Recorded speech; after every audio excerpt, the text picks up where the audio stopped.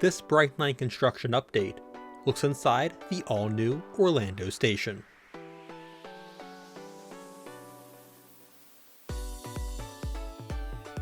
The Orlando station is located at Orlando International Airport in the South Terminal Complex, in a terminal aptly called the train station, adjacent to the new Terminal C.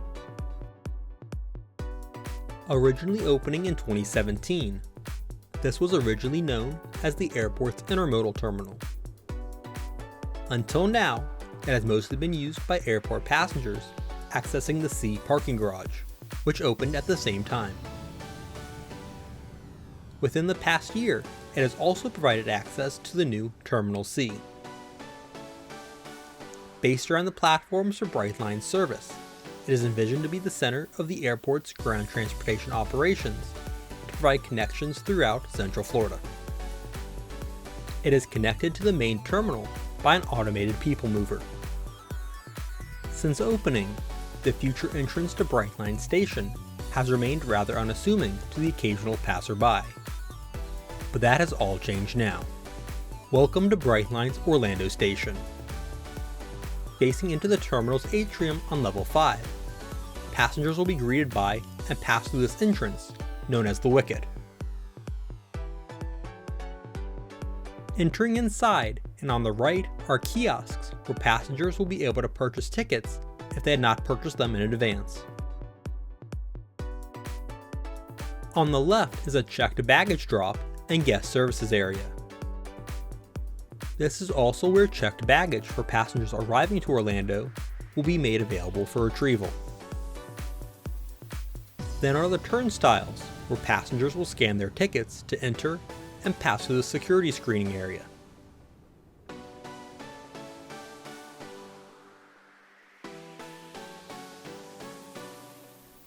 Here's another look at this area before we move farther into the station. The baggage claim will be along the far left wall here. 4 turnstiles will scan passengers' tickets and provide access into the station.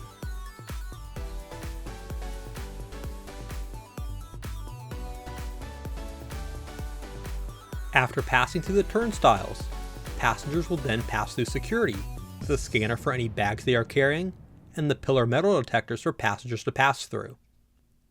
This fast process is done by Brightline's in-house security team and is not a TSA checkpoint. After passing through the security tunnel, the first thing passengers will see is the market. This is where they will be able to purchase souvenirs, snacks, and beverages for their trip.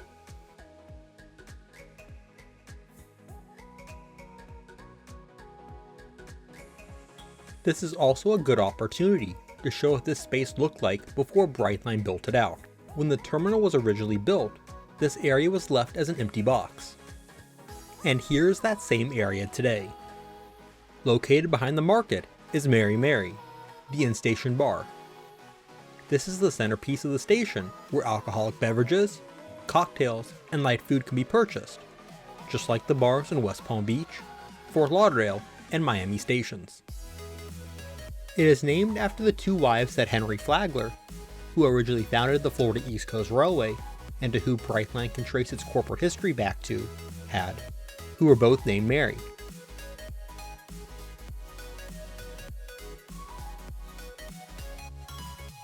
And a hearkening to passenger trains of times past, they have also included 2 split flap displays above the bar, which rail fans may know as Solari boards, after a Swiss manufacturer of this type of sign.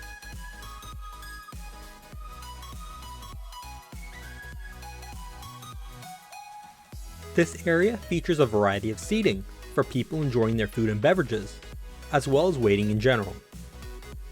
Escalators down to the 2 platforms are located on either side of Mary Mary. Headed to the back of this space, and there are more escalators leading down to the platforms for the 2 tracks, with the entrance of security in between them.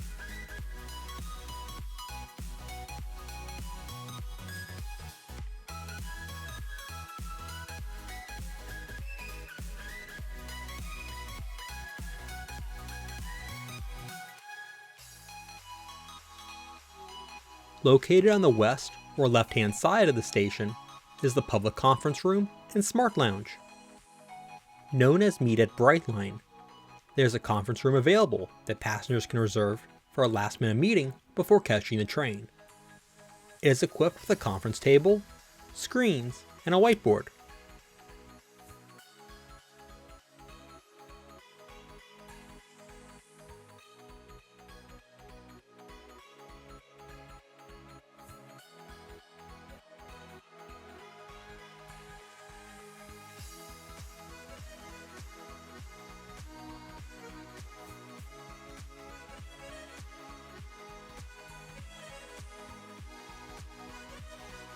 Windows in here overlook the area where the automated people mover from the main terminal arrives for passengers coming to ride Brightline, access the adjacent Terminal C, or park in the C garage.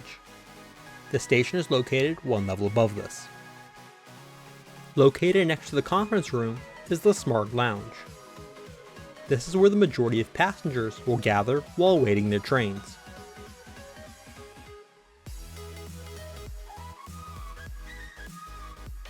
All of the seating here has power outlets built in.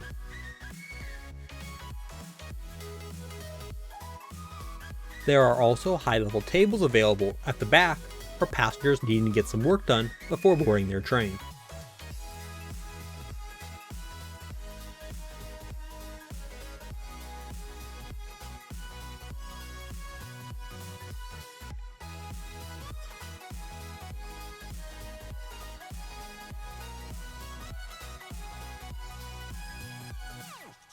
Screens in this area, along with others throughout the station, will provide updates on train statuses.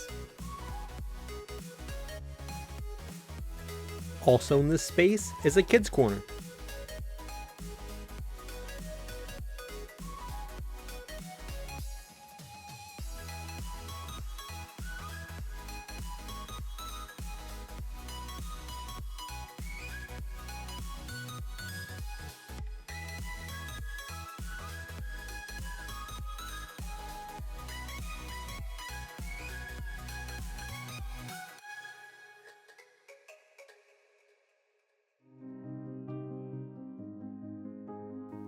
The seating at the back provides a view down to the platforms and trains below. Now heading over to the east or right-hand side of the station is the Premium Lounge. Passengers with tickets for premium seating on board the train will scan their tickets again for access to this lounge. It features a wider variety of seating options, from more secluded single chairs to areas where small groups can gather.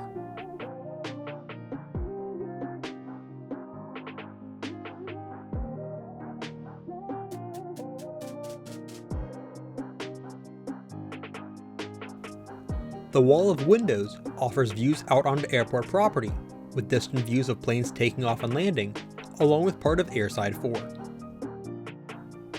The back windows also provide a view down to the platform. Another entrance to the lounge is available on this end as well.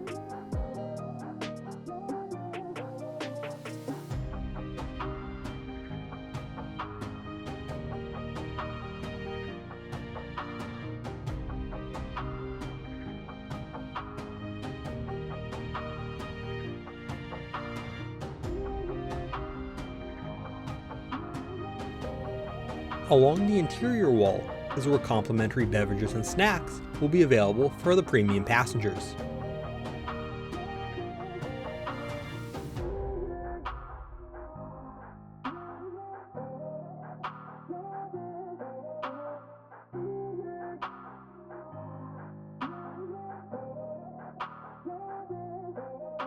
Here are the dispensers for the complimentary beverages, including alcoholic ones. Headed out the back of the lounge, and here's one of the escalators going down to the platform for track 2.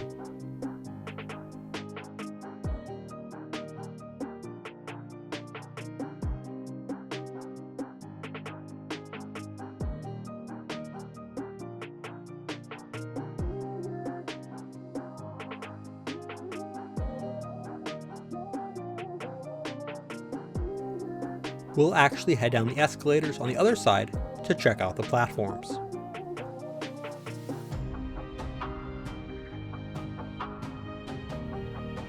Brightline had Bright Red and a portion of Bright Pink 2 staged at the platforms while I was filming. Bright Red is currently parked on track 2. Typically, trains will be staged at the center of the platforms to provide equal access to the train from the escalators on either end of the station interior, with elevators coming down in the middle from next to the Mary Mary seating.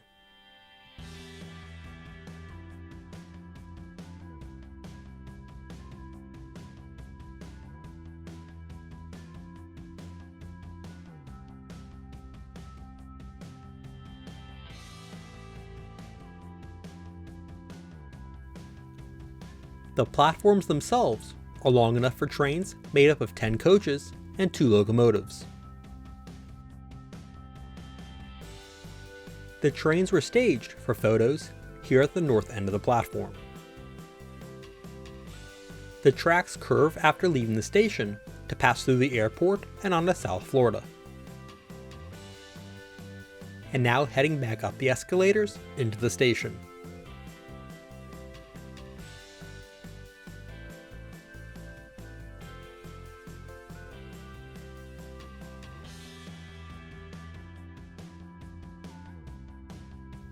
And here's the entrance down to the platform for track 1.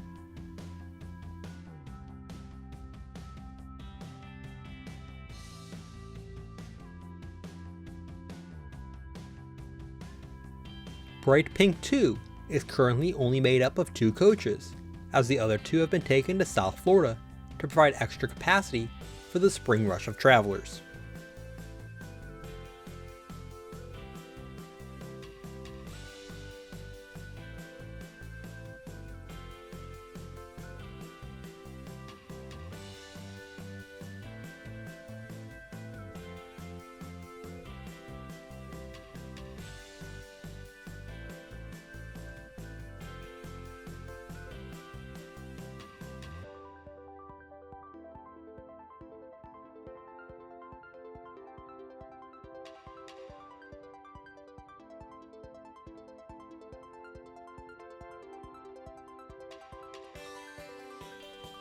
Even with only 2 coaches, Bright Pink 2 is still useful, helping to qualify crews on the new Orlando line.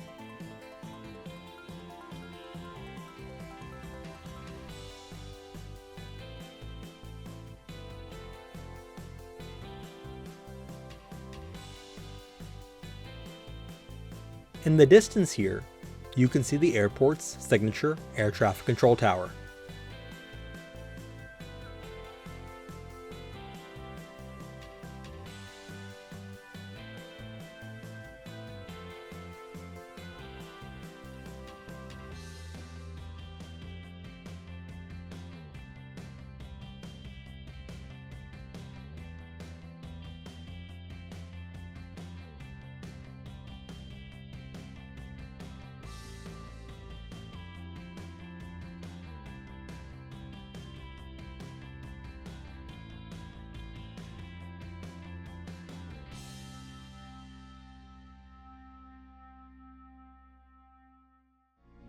Signage is also now up along the platform to help direct passengers.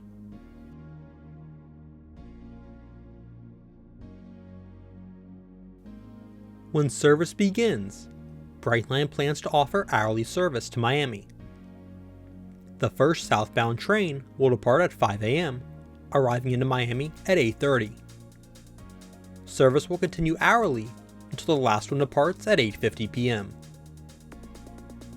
The first northbound train from Miami will arrive at 10:15 a.m. The travel time to Miami is about 3 hours. Continuing past the rear locomotive on Bright Pink, and here's what the platforms look like underneath the station lounges.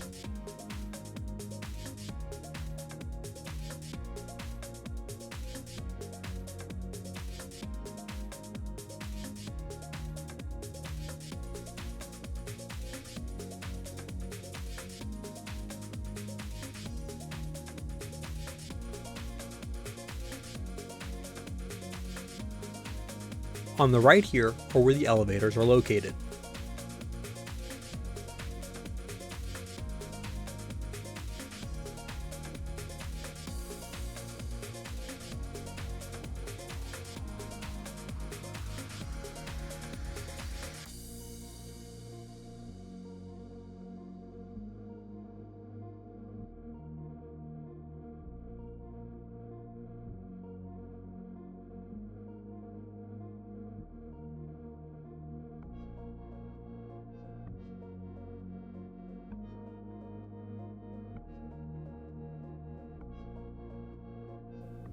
And here's the escalator ride back up into the station.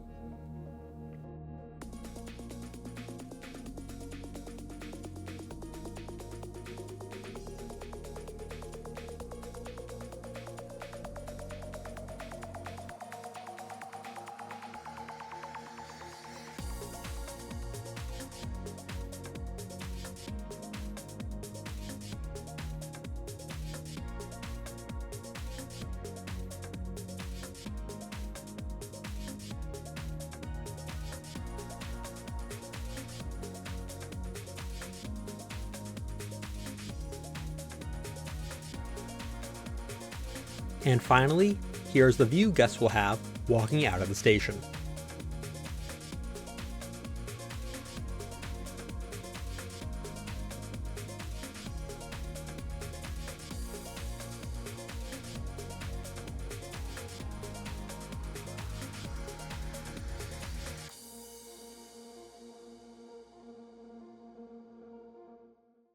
And now for a few trains. Here is Bright Pink 2 arriving into the station from Base Camp, which is the vehicle maintenance facility.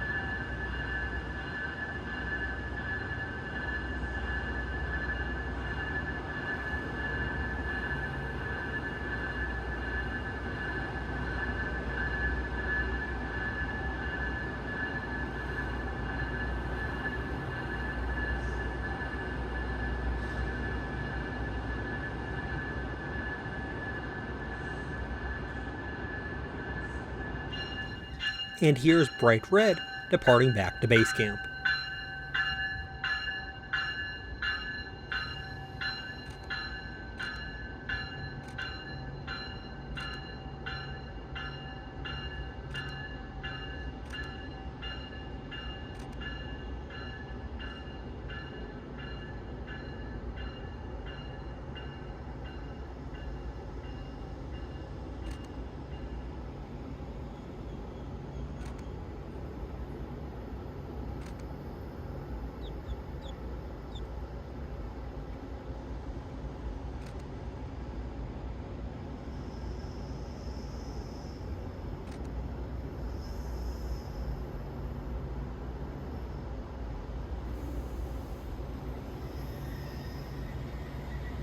After a quick stop to throw the turnout, which has not been powered up yet for remote operation, it continued on its way.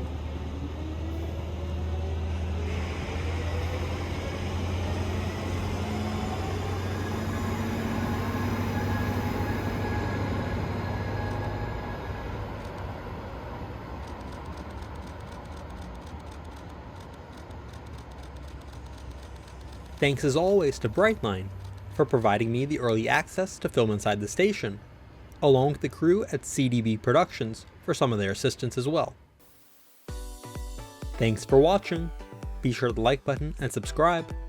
Also check out my social media pages.